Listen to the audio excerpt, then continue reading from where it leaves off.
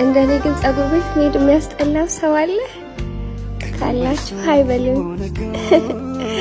ሃይ ጋይስ እንዴት ናችሁ?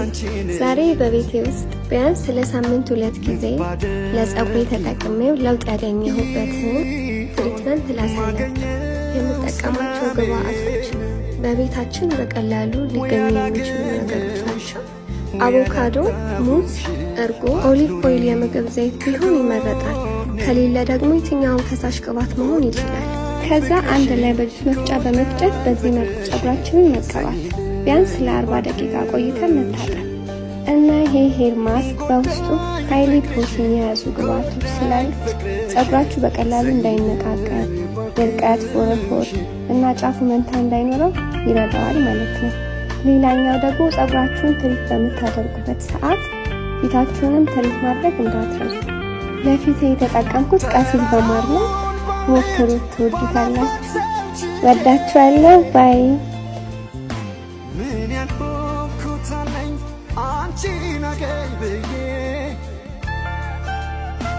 አምናለው አይወድቅም በከንቱ ድካሜ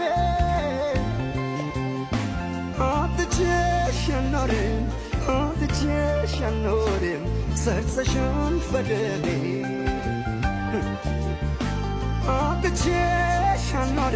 አትቼሽ አልኖርም ሰርጸሻል በደሌ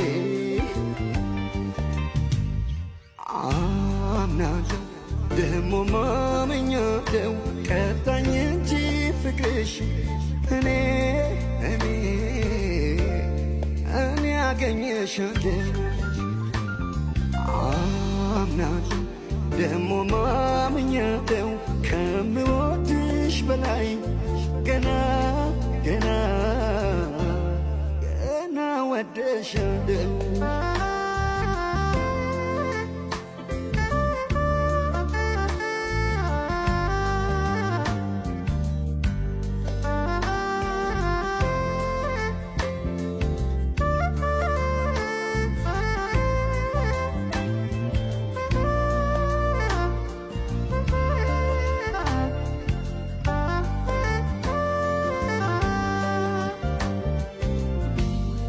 መሽቶ ነጋኝ ሳስብሽ አንቺን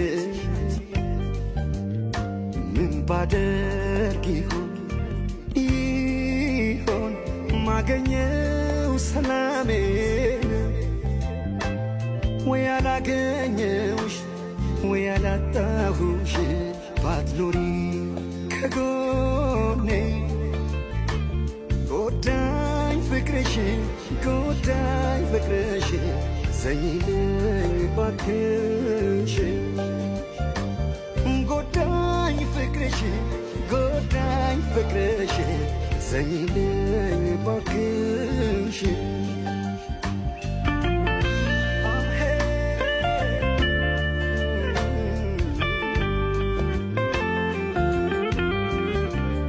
ዛሬም ሀያል ፍቅር አለሽ በልቤ ላይ አንቺው ራስሽን ከምትወጂው በላይ